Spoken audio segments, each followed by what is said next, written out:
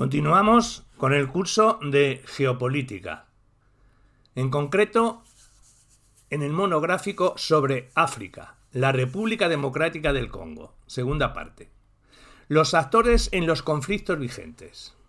A continuación se describen por un lado las fuerzas estatales y progubernamentales y por otro los grupos rebeldes insurgentes y las principales milicias en las contiendas.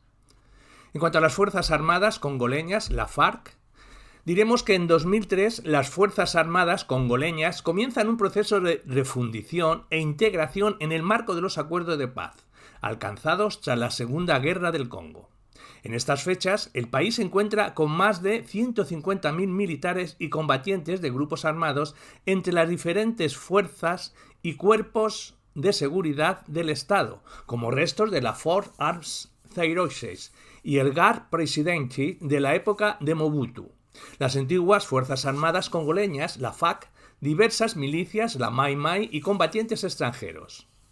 La integración en las FARC de antiguos de grupos armados, la baja remuneración de sus efectivos y el más que deficiente equipamiento militar propiciaban la configuración de un ejército nacional indisciplinado, que incluso llegaría a adquirir algunas notas características de los grupos rebeldes, especialmente en el reclutamiento de niños soldados. El International Crisis Group, en su informe de 2012, habla de la extensión de las actividades ilícitas de las FARC, con el pretexto de las operaciones contra los grupos armados. Esta misma línea argumental sostenía el informe sobre la RDC del Servicio de Investigación del Congreso de Estados Unidos del año 2013 y señalaba que los 150.000 personas que forman este ejército están mal formadas, mal pagadas y mal dotadas de alimentos y suministros. Además, indicaba que las notas de corrupción, ilegalidad y limitación de recursos de las FARC se replican en otras instituciones públicas, como la policía y el Poder Judicial. Los programas de integración de las FARC presentan inconsistencias graves como el deficiente control de las cadenas de mando paralelas, muchos de los soldados permanecían leales a sus antiguos comandantes, o la inexistente formación en derecho internacional humanitario y derecho internacional de los derechos humanos. Hoy en día, las FARC, cuyos efectivos se han estimado en 134.000 soldados, según el informe de la Global Free Report, último acceso en diciembre de 2019, continúan fracturadas por divisiones geográficas e identitarias. De los grupos rebeldes y milicias principales diremos que las Fuerzas Democráticas de Liberación, las FDLR, que después del genocidio que tuvo lugar en Ruanda en 1944, entre los más de 2 millones de refugiados ruandeses que huyeron a la RDC, se encontraban miembros de las antiguas Fuerzas Armadas ruandesas, la FARC, y de las milicias Interahamwe. Esto propició una reagrupación con el objetivo de perpetrar nuevos ataques en Ruanda, con la permisividad y hasta la connivencia del gobierno de Mobutu. A este conglomerado inicial, conocido como Armée de Libération du Rwanda, ALIR, se le sumaron los jóvenes congoleños de la comunidad Banyarwanda, reclutados voluntariamente o por la fuerza en las provincias de Kivu Norte y Kivu Sur.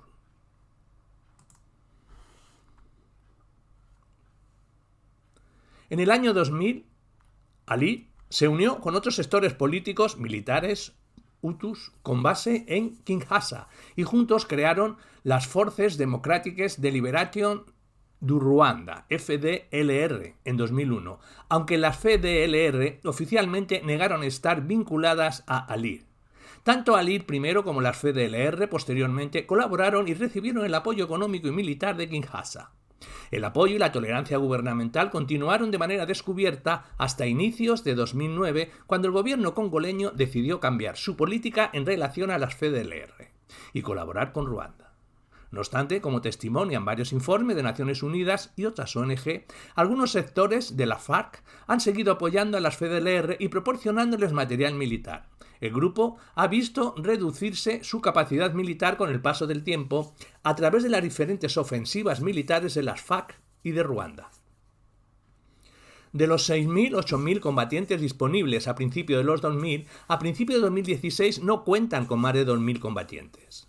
La FDLR poseen una red de apoyo y lobby en diferentes países del continente africano y en Europa, en Alemania, Bélgica, Francia y países nórdicos, y en América del Norte, Canadá y Estados Unidos. Los objetivos de la FDLR son derrocar al actual gobierno de Ruanda y promover el diálogo político, la democracia y el respeto por las libertades fundamentales en la sociedad ruandesa. La principal reivindicación de la FDLR, previa a un retorno pacífico al país, es la celebración de un diálogo interruandés inclusivo. El grupo ha mantenido relaciones de cohabitación y de protección de la población local y de protección, aunque la relación también ha oscilado hacia el autoritarismo y la sumisión de la población civil, víctima habitual de abusos, represalias, violaciones de los derechos humanos, reclutamiento forzado y saqueos. Actualmente, la mayor parte del financiamiento de las FDLR procede de la comercialización de productos en las zonas mineras que controlan en el este, además de los impuestos y la venta de cultivos como el aceite de palma y el cannabis. En el año 2003 surgen los Forces Combatan Albazungi, la FOCA, como rama militar de las FDLR. Congreso Nacional para la Defensa del Pueblo, la CNDP. Movimiento del 23 de marzo. Después de la firma de los acuerdos de paz de 2002 y 2003, uno de los principales grupos armados congoleños, compuesto por población tusi congoleña, el RDC Goma, que es un grupo armado satélite de Ruanda, se integró en el gobierno nacional de transición congoleño. Sin embargo, algunos sectores de esta comunidad siguieron sintiéndose políticamente excluidos y crearon el Congrès National pour la Défense du Peuple, el CNDP, en el año 2006, con el continuo apoyo de Ruanda, liderado por el general Laurent Nkunda, que tenía como objetivo defender, proteger y asegurar que la comunidad Banyarwanda tuviese representación política en las instituciones congoleñas. Entre 2006 y el 2012, el CNDP se integran y separan en varias ocasiones de la FARC, hasta que en marzo de 2012 crean el grupo M23, o Movement 23 Mars, enfrentándose de nuevo a las FARC. El Consejo de Seguridad de la ONU autorizó una brigada ofensiva bajo el mandato de la MONUSCO para apoyar a las FARC en su lucha contra el M23. El ejército congoleño y las fuerzas de paz de la ONU derrotaron al grupo rebelde en 2013. Sin embargo, muchos de los combatientes del M23 se encuentran refugiados en Ruanda y Uganda después de la derrota de 2013 y los intentos para repatriarlos y amnistiarlos han fracasado, por lo que pueden reactivarse en cualquier momento. Según informes recabados por el Consejo de Seguridad de la ONU, el M23 ha sido cómplice y responsable de infracciones graves del derecho internacional cometidas contra mujeres y niños en situaciones de conflicto armado en la República Democrática del Congo, como asesinatos, mutilaciones, actos de violencia sexual, secuestros y desplazamientos forzados.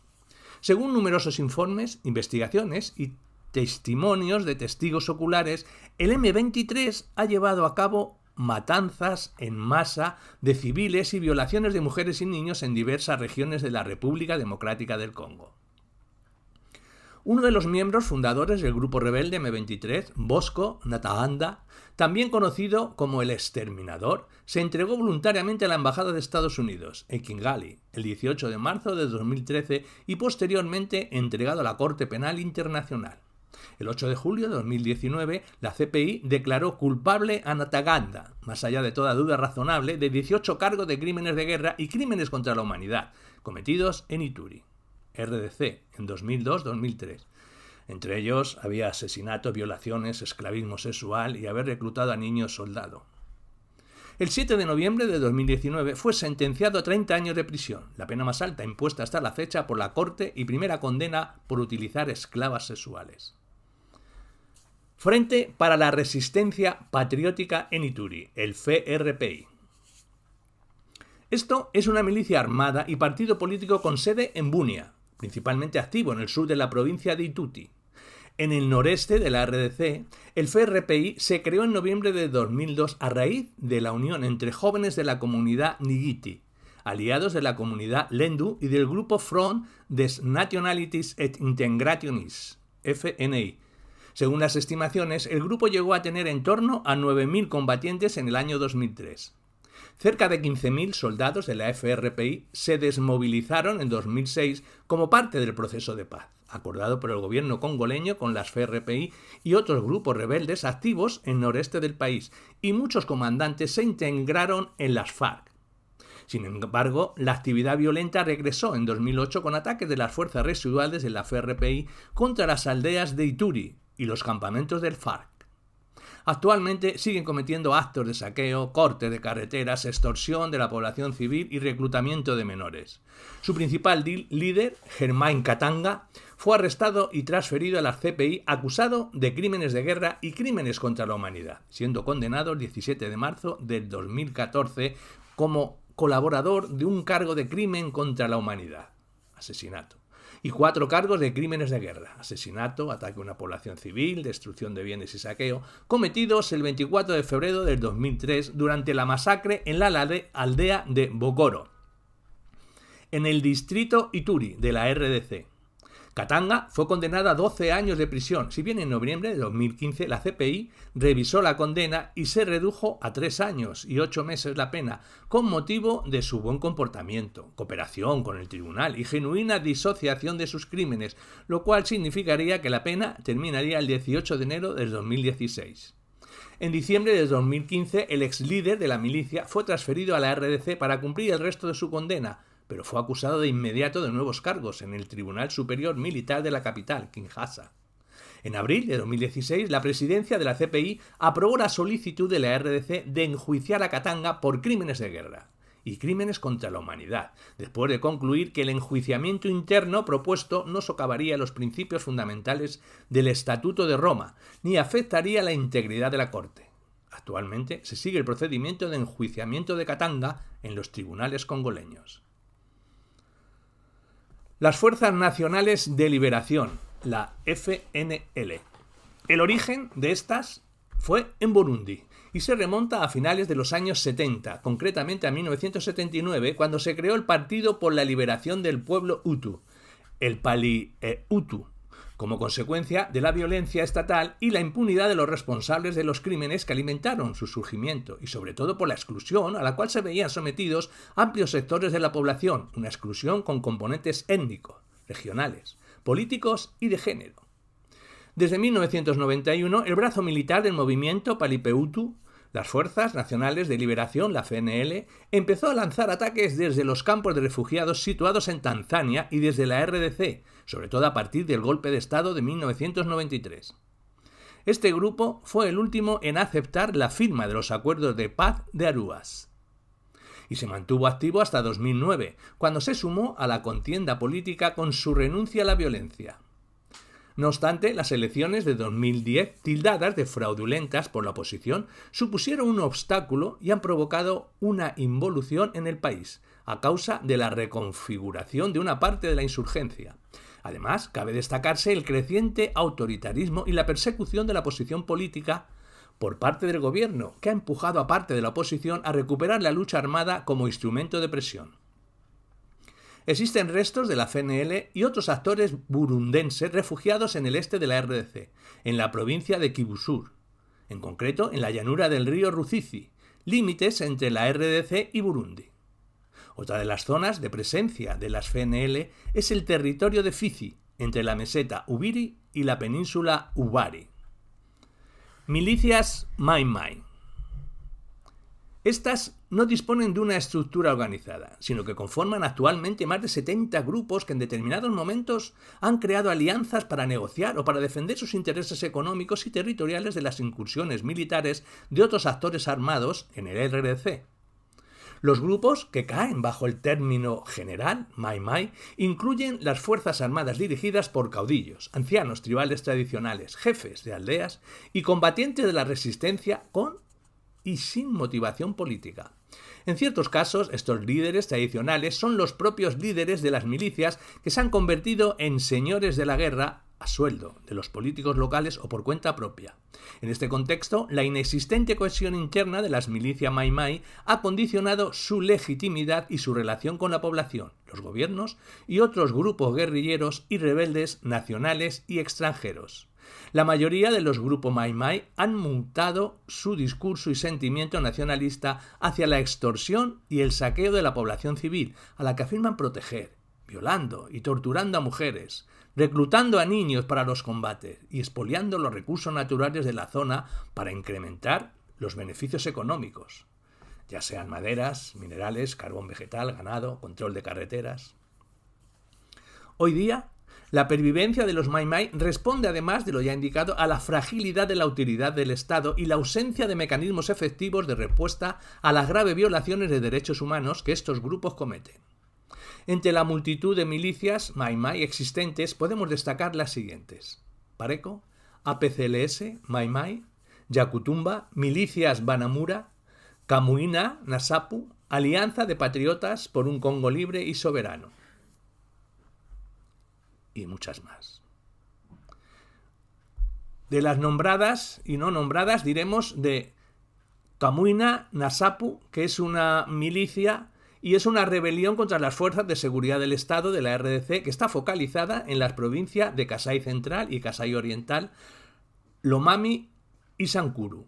La milicia se formó en 2016 tras el asesinato de un líder tribal de la etnia Luba, Kambina Nasapu, por las fuerzas de seguridad congoleñas. La organización del grupo se basa en las ancestrales ceremonias Kiotas. Son salas de iniciación que contienen fuegos sagrados que están presentes en varias provincias de Kasai. Cada unidad está dirigida por un emisario, llamado apóstol, de Camuina Nasapu, quien es responsable del reclutamiento de nuevos miembros. Otra sería la milicia Mai Mai Yacutumba, que está fundada en 2007 por el autoproclamado general William Amuri Yacutumba.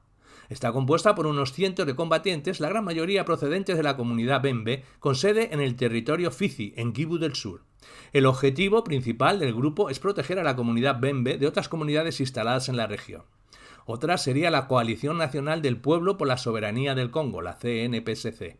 Esta surgió a finales de 2016 como un grupo paraguas formado por más de 10 milicias armadas que compartían el objetivo general de derrocar al presidente Kabil, quien dilató la celebración de las elecciones programadas para diciembre de 2016.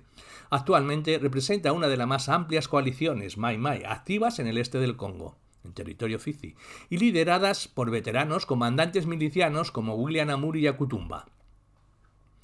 Desde junio de 2017 se han enfrentado en repetidas ocasiones con la FARC, tomando el control de varias aldeas a lo largo del lago Tanganyika, logrando controlar algunas zonas en la región de Uvira. Sin embargo, las operaciones conjuntas de la FARC y MONUSCO causaron pérdidas considerables para el grupo, que regresó a su zona de influencia en territorio Fizi. Otros grupos armados ugandeses son las Fuerzas Democráticas Aliadas, la FDA, y el Ejército Nacional para la Liberación de Uganda, NALU.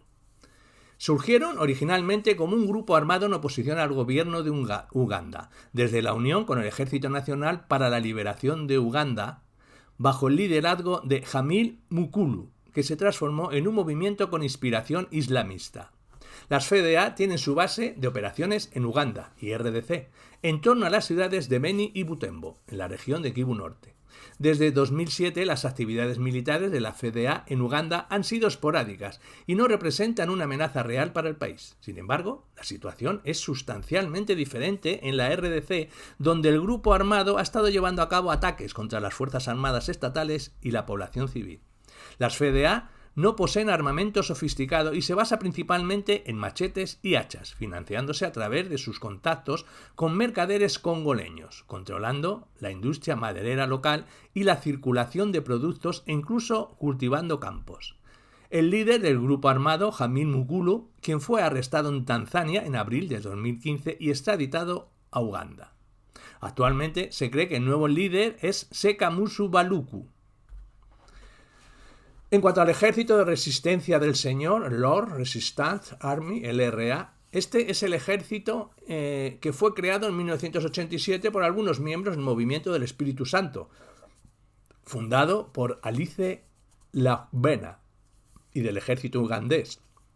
derrocado por el presidente ugandés Yoweri Museveni. Durante casi 25 años, el LRA, dirigido por su líder, Joseph Kony, ha acusado estragos en las comunidades civiles de África Central. Lo que comenzó como una rebelión localizada en el norte de Uganda se ha transformado en una insurgencia regional que hoy aterroriza a la población civil en el noroeste de la RDC, en Sudán del Sur y en el este de la República Centroafricana. Entre 1994 y 2004, el LRA estaba localizado en Sudán del Sur, pero después de las negociaciones de paz, el grupo movió su base a la RDC. Comenzaron a instalarse allí a finales de 2005, en concreto en el Parque Nacional de la Caramba. Siguen presentes de manera residual en este parque, donde, según un informe publicado en el mes de junio de 2013 por Casper Hager y Jonathan Houston, se sirven de la caza furtiva de elefantes y elevado precio del marfil para financiarse. En este informe se explica que la LRA transporta el marfil de la RDC a la República Centroafricana, donde lo venden a empresarios árabes y oficiales de las Fuerzas Armadas sudanesas a cambio de dinero, alimentos, armas, municiones y suministros médicos. Según el informe del grupo de expertos sobre la RDC, los ataques violentos de este grupo disminuyeron en 2013 y se calcula que solo cuenta en este país con 40 o 50 integrantes. Sigue inspirando temor y siendo el causante de miles de desplazamientos. En mayo del 2005, la CPI emitió una orden de arresto contra Joseph Kony como presunto autor de 12 crímenes contra la humanidad: asesinato, esclavitud sexual, violación, actos inhumanos, etc. Y 21 cargos de crímenes de guerra: asesinatos crueles, saqueo, violación y tal. Se dice que durante estos últimos años ha estado oculto cerca de la frontera con Sudán y la República Democrática del Congo. La CPI da 1,7 millones de dólares, algo más de 1 millón de euros, por su captura. En 2011, Estados Unidos decidió aportar un centenar de asesores militares para apoyar a los países del centro de África y el operativo militar promovido por la UA, la Iniciativa de Cooperación Regional contra la LRA, en la captura del líder del grupo, Joseph Kony. En 2013, Estados Unidos ofrecía 5 millones de dólares de compensa por cualquier información que llevara a su captura. La misión de estabilización de la Organización de las Naciones Unidas en la República Democrática del Congo, MONUSCO. La misión de estabilización de la Organización de las Naciones Unidas en la República Democrática del Congo fue establecida por el Consejo de Seguridad de la ONU, el CSNU, el 1 de julio del 2010. Se realizó de conformidad con la resolución 1925 del Consejo de Seguridad de Naciones Unidas, CSNU, del 28 de mayo, en virtud de la cual se autorizó a utilizar todos los medios necesarios para llevar a cabo su mandato relacionado, entre otras cosas, con la protección de civiles, personal humanitario y defensores de derechos humanos bajo amenaza inminente de violencia física y para apoyar al gobierno de la RDC en sus esfuerzos de estabilización y consolidación de la paz. Desde entonces, la operación de mantenimiento de la paz ha estado apoyando al gobierno en sus esfuerzos por abordar la gran cantidad de grupos armados que operan en la República Democrática del Congo. En virtud de la última resolución publicada, disponible, la resolución 2409 del año 2018, aprobada por el Consejo de Seguridad y celebrada el 27 de marzo de 2018, que el Consejo decidió prorrogar hasta el 31 de marzo de 2019 el mandato del MONUSCO en la República Democrática del Congo. Fijar la dotación máxima autorizada de la MONUSCO en 16.215 efectivos militares, 660 observadores militares y oficiales de Estado Mayor, 391 agentes de policía y 1.050 agentes de unidades de policía constituidas. Y en otro punto, determinar que las prioridades estratégicas de la MONUSCO consisten en contribuir a la consecución de los siguientes objetivos: protección de los civiles y la prestación de apoyo a la aplicación del acuerdo del 31 de diciembre de 2016 y el proceso electoral. La protección de los civiles se encuadra en la puesta en marcha de las siguientes tareas: asegurar la protección eficaz, dinámica e integrada de los civiles sometidos a amenazas de violencia física mediante acciones de prevención, disuasión y contención dirigidos a todos los grupos armados y las milicias locales para que se abstengan de infligir violencia a la población y por medio del fomento y la puesta en práctica de iniciativas, de mediaciones locales, para prevenir la intensificación de la violencia, prestando particular atención a los civiles congregados en campamento de desplazados y refugiados, los manifestantes pacíficos, el personal de asistencia humanitaria y los defensores de los derechos humanos. Colaborar con el gobierno de la RDC para detectar las amenazas a los civiles y poner en práctica los planes de prevención y respuesta existentes y reforzar la cooperación entre civiles y militares, a fin de asegurar la protección de los civiles frente a abusos y violaciones de los derechos humanos y violaciones del derecho internacional humanitario, en particular todas las formas de violencia sexual y por razón de género, y las violaciones y abusos cometidos contra niños y personas con discapacidad.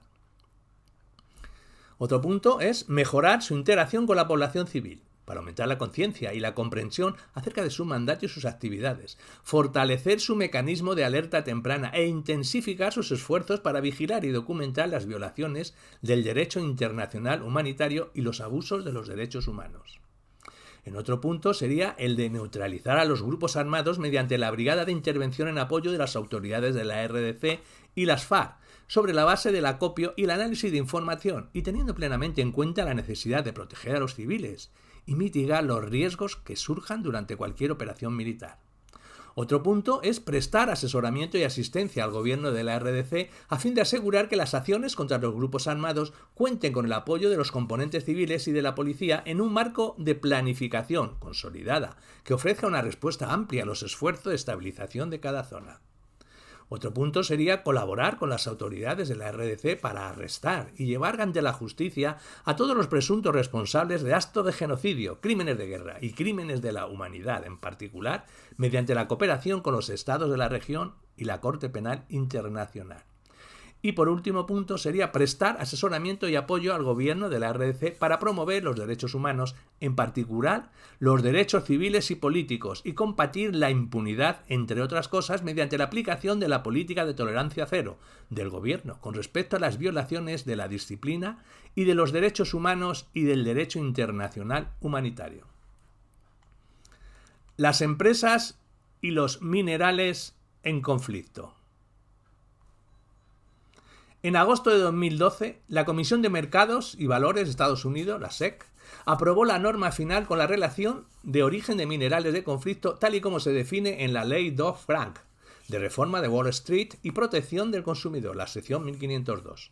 Esta norma se aplica a empresas que cotizan en bolsa y exige que dichas compañías informen anualmente a la SEC sobre el uso que hacen de minerales de 4 minerales concretos: el oro, el tungsteno, el wolframio, el tantalio, también conocidos como 3TG por sus siglas inglesas. En concreto, estas empresas están obligadas a investigar y tomar las medidas pertinentes si su procedencia se halla en las zonas en conflicto existentes en la RDC y los 9 países colindantes. En el marco de las industrias extractivas también se introdujo con la ley Dodd-Frank, la sección 1504, relativa a la obligación de las compañías estadounidenses que llevan a cabo una explotación comercial de petróleo, gas natural o minerales, a divulgar los pagos que realizan a gobiernos extranjeros para acceder y explotar comercialmente estos recursos. La finalidad de la ley Dodd-Frank era proteger al consumidor, aportando mayores controles y fomentando la transparencia empresarial, si bien podemos destacar 2 avances fundamentales a nivel mundial.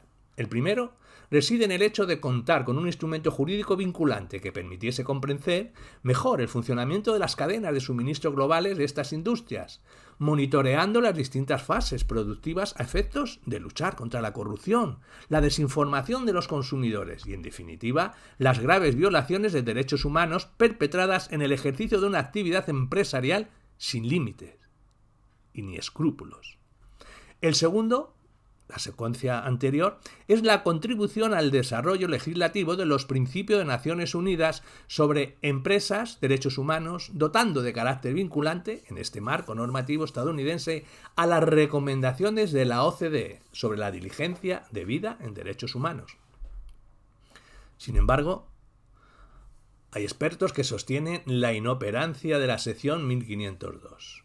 Por un lado, dicha previsión normativa condujo a una prohibición de facto de la minería artesanal en el este del Congo, privando a cientos de miles de esos mineros de sus medios de subsistencia. Por otro lado, no resolvió la causa de los conflictos ni se redujo la violencia, en tanto que los grupos armados y los señores de la guerra han virado hacia el saqueo y explotación de otros recursos naturales. En esta línea, la administración Trump amenazó con suspender la sección 1502 en febrero de 2017, si bien finalmente no lo llevó a cabo. En un informe publicado en el mes de octubre de 2019 por la Responsive Sourcing Network, RSN, el grupo analizó el cumplimiento corporativo bajo la legislación aprobada por la administración Obama. Los indicadores estudiados por la RSN mostraron una disminución en el compromiso de las empresas en esta materia a largo plazo y niveles de riesgo deplorables con respecto al trabajo infantil y otros abusos. A pesar de los resultados relativamente pesimistas, la RSN señaló que el sector tecnológico fue una excepción, como se observa en el gráfico adjunto, aseverando que empresas como Intel, Apple, Microsoft, Ford, HP, Dell Technology, Royal Philips, Alphabet y Acer demuestran que la implementación de medidas para reducir el riesgo y el daño en todos los niveles de sus cadenas de suministros se puede hacer con éxito. Paradójicamente, la industria tecnológica tendrá que lidiar con una demanda interpuesta en octubre del 2019 por las familias de 14 menores fallecidos por derrumbes en una mina ilegal de cobalto en RDC. La demanda, que se ha presentado en los tribunales estadounidenses contra algunas de las principales empresas tecnológicas del mundo, se denuncian trabajos forzados y abusos contra menores. En la misma se solicita una compensación por daños para las familias de fallecidos y heridos, así como por enriquecimiento ilícito, supervisión negligente y por infligir daños emocionales intencionados. La demanda sostiene que Dell, Google, Apple, Microsoft y Tesla tenían conocimiento concreto de que el cobalto utilizado en la fabricación de sus dispositivos electrónicos procedía de empresas que explotaban a menores en condiciones muy peligrosas, y a pesar de ellos, no tenían implementado control alguno sobre dichas actividades. En definitiva, se sostiene que estas multinacionales tecnológicas colaboraban y fueron cómplices de los delitos perpetrados por las empresas que explotaban irregularmente las minas, responsables directas, por tanto, de su derrumbe y de las muertes y graves daños de los menores y sus familias. En el contexto europeo, la Unión Europea ha sido consciente que en las zonas de conflicto o de alto riesgo, en muchas ocasiones, la explotación de recursos naturales, minerales, provocan que broten o continúen conflictos violentos. En dichas zonas, las violaciones de los derechos humanos son muy frecuentes y variopintas. Nombraríamos trabajo infantil, violencia sexual, desapariciones de personas, reasentamientos forzosos, destrucción de patrimonio cultural y natural, y un largo etcétera. Así, se hace necesario romper el nexo entre los conflictos y la explotación ilegal de minerales, y que es un elemento esencial para garantizar la paz, el desarrollo y la estabilidad. Con este espíritu se aprueba el Reglamento de la Unión Europea 2017/821 de 17 de mayo de 2017, por el que se establecen obligaciones en materia de diligencia debida en la cadena de suministro, por lo que se respecta a los importadores de la Unión de estaño, tantalio y wolframio, sus minerales y oro originarios de las zonas de conflicto de alto riesgo. Esta regulación, en su contenido sustancial, será de aplicación obligatoria a partir del 11 de enero del 2021 y pretende conseguir los siguientes objetivos.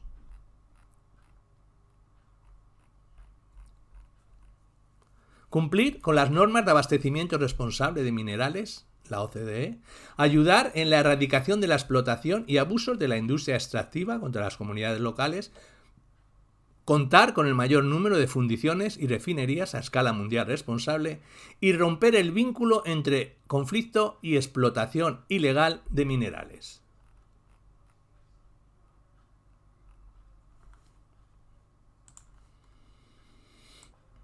Consecuencias del conflicto.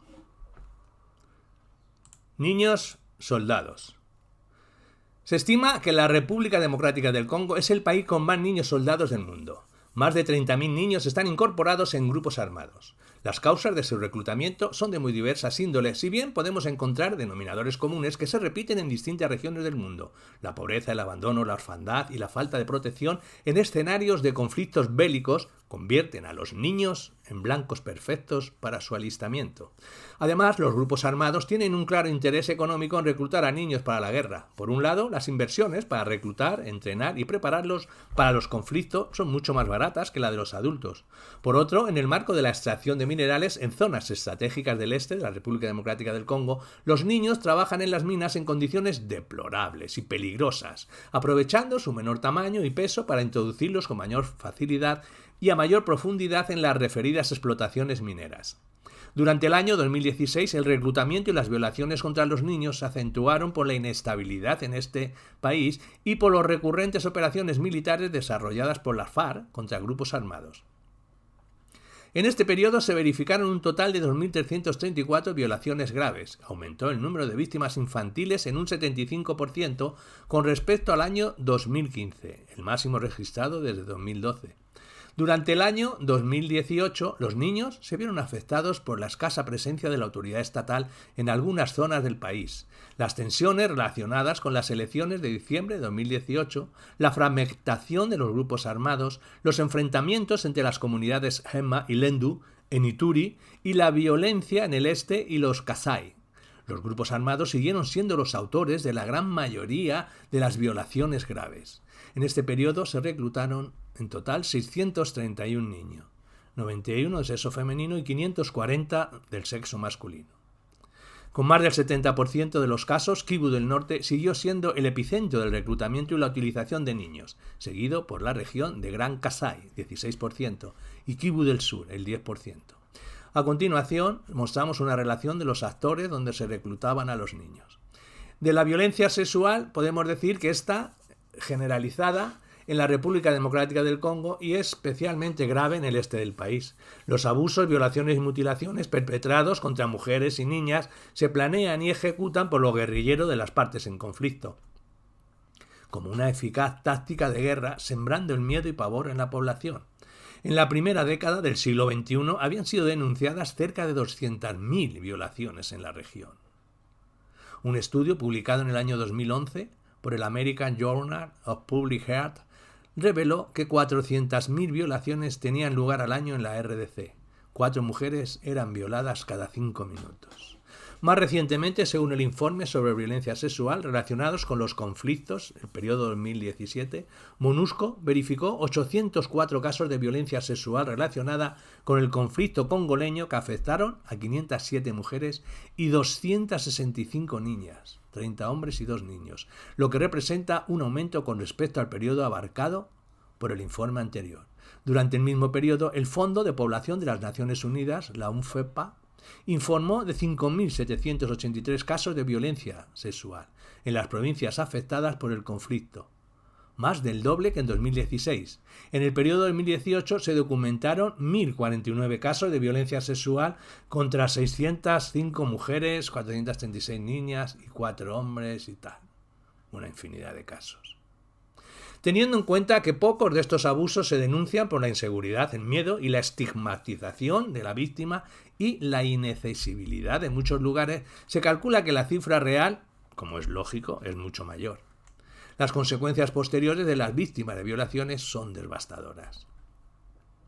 Las mujeres que lograron sobrevivir se convierten en una deshonra para su familia, sufren vejaciones diarias, no te creas encima, y están sometidas a un continuo rechazo público y social. Además, la gran mayoría de ellas están desprovistas de acceso, unos mínimos servicios jurídicos y de salud pública.